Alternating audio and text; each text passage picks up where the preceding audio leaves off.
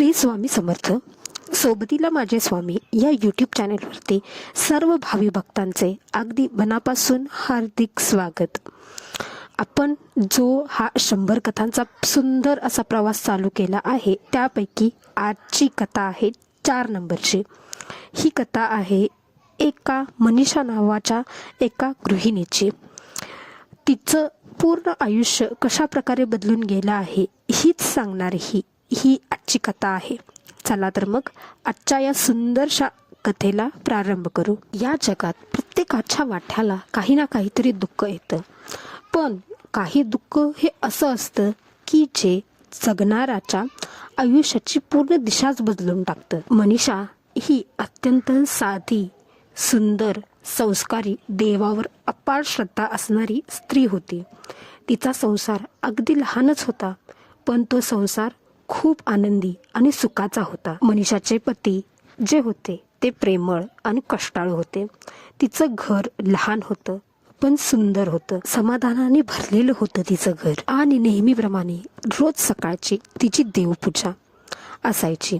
ती नेहमी म्हणायची, देव आहेत म्हणून माझं आयुष्य इतकं सुंदर आहे. देव आणि तिचे पती हे दोनच तिच्या आयुष्याचे आधार होते. देवानंतर पती, पतीनंतर देव असं तिचं आयुष्य होतं. तिचे पती खूप चांगले होते, मनमिळावू, समाधानी, प्रत्येकाच्या गरजेला जाणारे असे ते गृहस्थ होते. त्यामुळे त्या दोघांचा संसार खूपच चांगला चालला होता. मनीषा या गृहिणीच होत्या.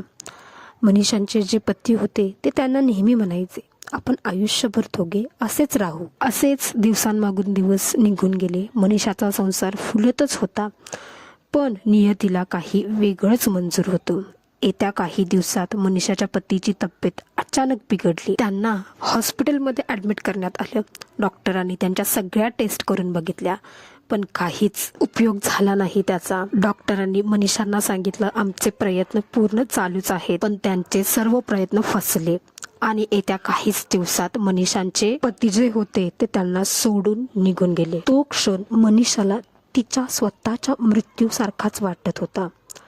घरात पूर्ण शांतता होती, पण मनीषाच्या मनात वादळ चालू होतं. डोळ्यात अश्रू, हृदयात प्रश्न, देवा माझं काय चुकलं? पती गेल्यानंतर मनीषा एकटी पडली होती. लोक तिला आधार देत होती, पण रात्रीची शांतता तिला पोखरत होती. दुःख, एकटेपणा आणि मनात खूप सारे प्रश्न होते तिच्या. देवा तू मला का एकटी केलीस?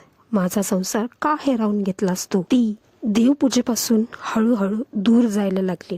तिची पूजा सुटली, भक्ती डळमळीत झाली. असेच दिवसामागून दिवस जात होते. तिची श्रद्धा सुटत होती. एक दिवस ती पूर्णपणे खचली असता तिला एक साधूबाबा भेटले. साधूबाबा तिला म्हणतात, देव दुःख देत नाही, तर दुःख सहन करण्याची ताकद देत असतो. आणि आजपर्यंत जे काही मनीषासोबत घडले आहे ते सविस्तर त्या बाबांनी मनीषाला सांगितले. असं सतत दुःख करण्यापेक्षा आपलं मन कुठेतरी गुंतवलं पाहिजे ही जाणीव त्यांनी तिला करून दिली. बाबांचे शब्द तिच्या मनात घर करून गेले. तिला जाणवलं, देव आपल्याला शिक्षा देत नाही, तर देव आपली परीक्षा बघत आहे. त्या दिवसापासूनच मनीषाने भक्तिमार्ग अवलंबला. तिने पुन्हा देवाची सेवा करण्यास प्रारंभ केला. तिने स्वतःला पूर्णपणे भक्तीमध्ये बुडवून घेतलं होतं. तिने स्वामीनामाचा जसा ध्यासच घेतला होता. यावेळेला तिने स्वामींकडे काही मागितलं नाही. तिने सर्व काही स्वीकारलंच होतं. ती म्हणाली, जे काही घडलं ते माझं भाग्य होतं, तो माझा भूतकाळ होता. जर मी आता सुद्धा भूतकाळातच जगले तर माझ्या भविष्याचं काय? ती नित्यनियमितपणे स्वामींची सेवा करू लागली. तिने स्वामींकडे कधीच काही मागितलं नव्हतं, ना तिने आत्ताही काही मागितलं. तिने पुन्हा मठामध्ये जाण्यास प्रारंभ केला. काळ जसा पुढे जात होता तसंच मनीषाचं दुःख मागं पडत होतं. लोकांनी केलेली मदत किती दिवस पुरणार बिचारीला, याच विचारात तिचे दिवस जात होते. पुढं आपलं काय, हा खूप मोठा प्रश्न तिच्या मनात आला होता. पण तिच्या पाठीशी स्वामी होते, त्याच्यामुळे तिला कोणत्याही प्रकारची भीती वाटत नव्हती. असेच दिवस जात होते. एके दिवशी मठातून घरी येत असताना तिला तिची एक मैत्रीण भेटली. मैत्रिणीला पाहून तिला खूप आनंद झाला, पण तिचे अश्रूसुद्धा अनावर झाले.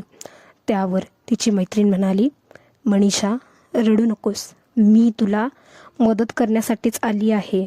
मला तुझी परिस्थिती माहिती आहे. अगं, तू स्वाभिमानी आहेस हे देखील मला माहिती आहे.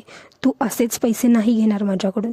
म्हणूनच तर मी तुला काम देण्यासाठी इथे आली आहे. मैत्रिणीच्या सोबत मिळून मनीषाने तिचा एक छोटासा व्यवसाय चालू केला. सुरुवातीचा काळ मनीषासाठी अत्यंत कठीण होता, पण तिला स्वामींची साथ होती. त्याच्यामुळे ती खचली नाही.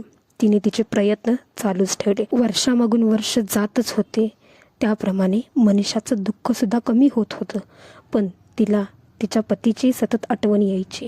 ती नेहमी म्हणायची, श्रद्धेमुळे मला सर्व काही मिळालं.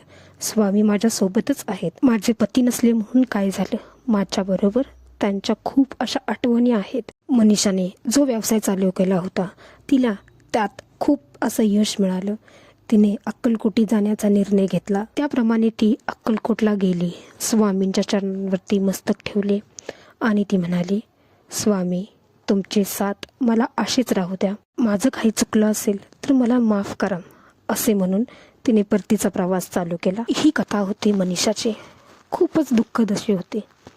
आपल्या सर्वांच्या आयुष्यात दुःख येणं हे अटळ आहे, पण ते दुःख कशा प्रकारे बाजूला करायचं आहे हे आपल्या श्रद्धेवर अवलंबून असतं. हेच या कथेतून आपल्याला आज समजलं आहे. भक्त मनीषाप्रमाणेच आपणही आपलं दुःख स्वीकारलं आणि जोडीला जर श्रद्धेचा हात आपण धरला तर आपलं आयुष्य पुन्हा सुंदर होऊ शकतं. हेच या कथेतून आपल्याला बोध मिळतो. देव आपल्याला कधीही एकटं सोडत नाहीत, पण कळत न कळत आपणच त्याच्यापासून कधी कधी दूर जातो. आजची ही सुंदर कथा मी इथेच संपवते.